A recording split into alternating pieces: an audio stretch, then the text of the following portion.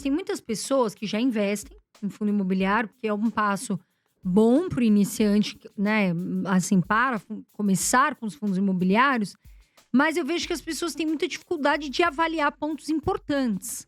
Acho que até nós, né, enfim. O que que, por exemplo, o iniciante vai olhar? Ali os dados, enfim. O que que ele deve olhar de fato? Quais são os pontos mais importantes para ele avaliar na hora de comprar um fundo imobiliário? Eu acho que ele tem um monte de coisa para olhar e, infelizmente, ele olha o que deveria olhar por último, que é o dividendo.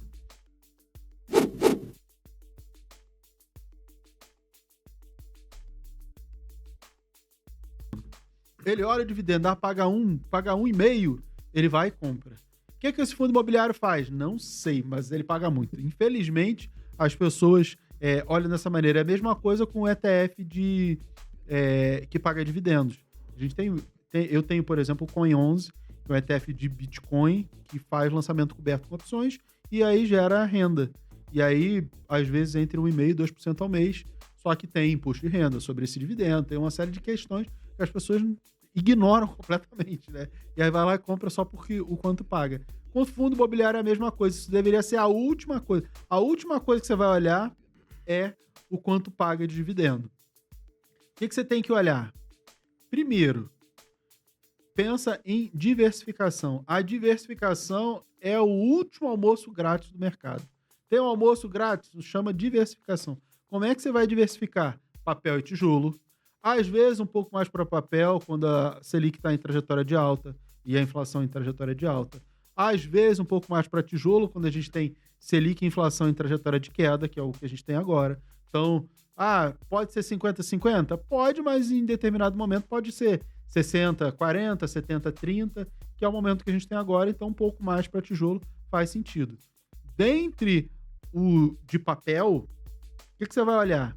Diversificação. Que tipo de diversificação? Fundo de papel, ele investe em renda fixa imobiliária.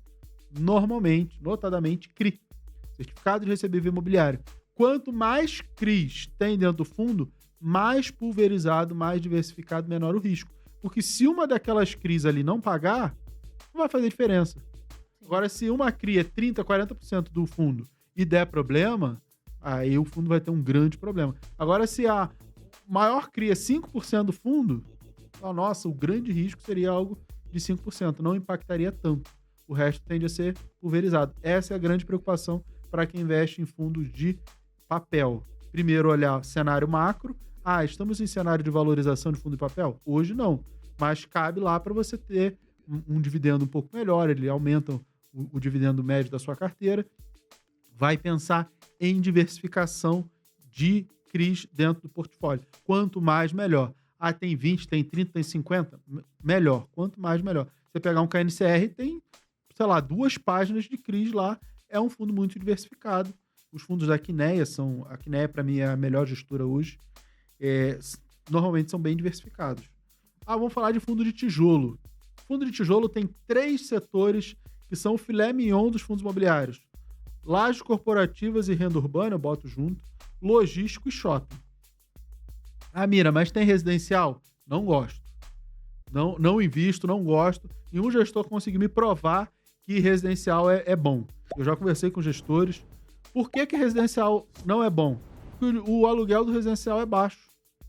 É justamente por isso que faz mais sentido você investir num fundo imobiliário do que você ter seu próprio imóvel para aluguel. Porque o imóvel alugado, ele tem um aluguel baixo se comparado ao comercial.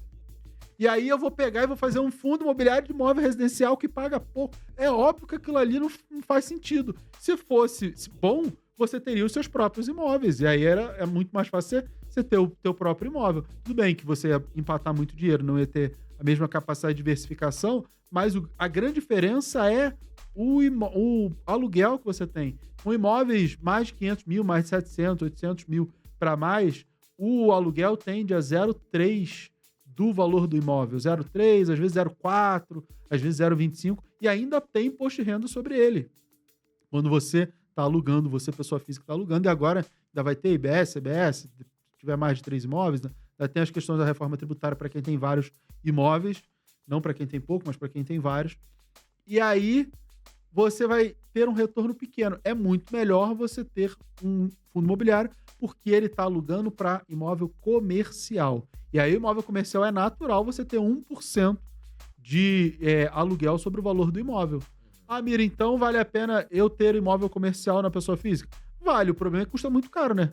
Vai comprar um galpão de 100 milhões? Exato. Um shopping de 1 bilhão. Vai comprar um shopping.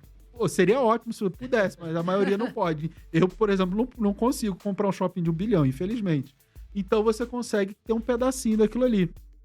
Por isso que fundos imobiliários são tão interessantes, por conta do aluguel. Então, o setor de fundos residenciais não me interessa em nada.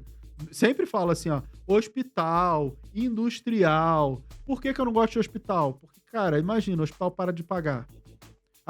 Aí o fundo vai lá e vai despejar, botar as crianças da UTI, todo mundo na rua. Exato. Cara, é complexo. Além disso, dessa complexidade, é um imóvel muito específico. Você vai transformar... Se aquele inquilino sai do hospital, você transforma um hospital em quê? Num shopping? Nossa, vai ter que reformar muito. É muita coisa. Igual hotel, né, professor? Acredito eu. Hotel também. Porque o hotel ainda tem um outro problema, porque o hotel dá dinheiro em São Paulo, né?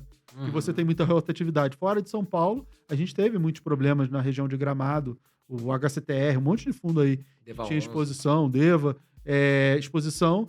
Por quê? Porque é complexo. São Paulo é que você tem rotatividade o ano inteiro, muito por conta de negócios. Então, é muito específico, é um negócio mais difícil de analisar. Industrial, fundos industriais, também não gosto. Por quê? Também é muito específico. É a mesma coisa do hospital. Cara, você preparou a indústria, saiu a indústria, vai fazer o quê? A localização é muito específica, não é dentro da cidade. Já começa por aí. Você tem toda uma planta preparada para aquela indústria. Não pode ser, de repente, uma indústria petroquímica, não vai ser diferente da indústria de, sei lá, celulose. Você não vai poder usar as mesmas coisas, a área é muito diferente. Então, tudo que tem muitas particularidades acabam deixando o imóvel menos interessante. Então, os imóveis que são de múltiplo uso, eu posso... Na época da pandemia, o pessoal falava muito de laje corporativa na Faria Lima. Eu falei, pô, mas aí eu transformo num prédio AAA, todo mundo vai querer morar lá e tá tudo bem. Certo. Agora, se é num lugar muito afastado, você já não tem essa facilidade, você já não vai ter essa procura, não vai ter essa lucratividade na venda e uma série de coisas. Então, essa preocupação o investidor deve ter em coisas mais fáceis de vender. Não que o investidor vai vender, mas que o gestor tem facilidade de venda. Então, coisas que são muito específicas. Nossa, porque essa ideia é a mesma crítica que eu tenho com o Fiagro. Mas o agro é o motor do país. Muitas vezes o agro... perguntar isso, se o Fiagro perdeu a graça. É assim, nunca teve, na verdade, né? O Fiagro nunca teve graça. Para mim, nunca teve graça. Ah, mas é porque o agro... Começa que você não está investindo no agro. Já começa por aí. Um ou outro fundo tem fazenda e agro é assim, você comprar JBS, é você comprar uma empresa do agro. Aí você está investindo no agro, você é sócio. Porque você é sócio de uma empresa do agro. Sim. No Fiagro, você está emprestando dinheiro para financiar e normalmente você está financiando o pequeno e médio produtor, que é o mais sensível quando você tem quebra climática, quebra de safra, um monte de coisa, que é quem acaba não pagando. A própria BBSE, a empresa de seguradora, teve problema com inadimplência por conta do agro. O Banco do Brasil teve problema com inadimplência, muita inadimplência por conta do agro. E aí, o que você tem? Você tem o Fiagro lá fazendo exatamente a mesma coisa. Então, ele é muito suscetível. Ah, não, mas tem uma fazenda. Tá bom, mas você vai pegar aquela fazenda, vai virar um loteamento, vai virar um condomínio. Não é assim que funciona. Então, acaba sendo uma coisa muito específica. Tudo que é muito específico, você tem que botar um prêmio de risco maior. Você tem que exigir mais desconto. E só que, quando lançaram o Fiagro, era tudo oba-oba. Não, porque o agro, porque isso... Dividendo alto. Usava o agro como justificativa para poder vender o produto para o pequeno investidor. E o investidor comprando essa narrativa. Sim. Eu nunca gostei de Fiagro e os Fiagros apanharam pra caramba. Ah, alguns ficaram baratos? Sim. Porque às vezes cai muito e aí fica barato demais. Só que eu acho que exige uma análise um pouco mais aprofundada e pro leigo isso é mais difícil. E aí o que o leigo teria que fazer? Um pedaço de papel, como eu falei, o mais diversificado possível, um outro pedaço de tijolo, e aí pode ser nos setores mais simples. Como eu falei, laje corporativa e renda urbana, shopping e logístico, que é o filé mignon, esses 3. Quanto? Assim, você pode pegar 3 fundos de cada um dos setores. Vamos fazer uma Os 3 brincadeira maiores. aqui, Mira, simples.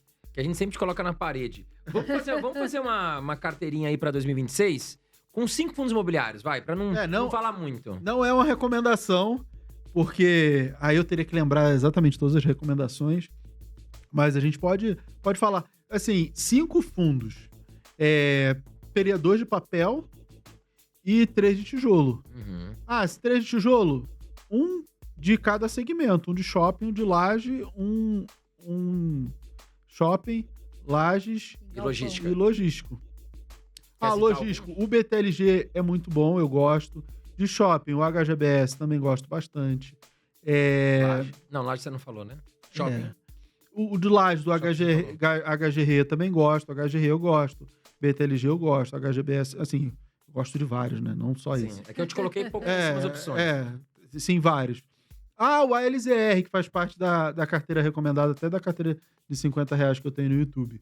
Ele já é um pouco de renda urbana, um pouco de logístico, então ele já consegue ser um coringa. Aí é igual o KNRI, Sim. que também é outro fundo que eu gosto, que é mais ou menos metade laje, metade logístico. Também serve para você ter um fundo que já joga nos 2 lados. E papel, Mira? Assim, o papel tem vários fundos interessantes. Você gosta do KNSC, né? O KNSC, eu acho que de papel ele é o mais interessante. Por quê? Porque ele é metade PCA e metade CDI. A Quineia já faz para ser metade. Eles têm vários fundos, que é o KNP, que é só IPCA, KNUQ, que é um High Yield CDI, o KNCR, que é um CDI mais conservador. Tem vários fundos. Aí eles fizeram o KNSC, até nos relatórios eles mostram os quadrantes, né? Aí o KNSC fica bem no meio. Ele para ser meio conservador, dividido metade. Então o KNSC, eu acho ele sempre interessante por isso, além da Quineia ser a melhor gestora. Então você já tem ali um meio a meio. E aí, um outro fundo, você pode botar ou o CDI, que ele tende a andar bem, como um VGIR, que também tem a cota baixa, um KNCR também, mas de repente o VGR só para não ficar na gestora, ou um outro fundo mais para IPCA, mas assim, tanto faz, no KNSC já teria IPCA, então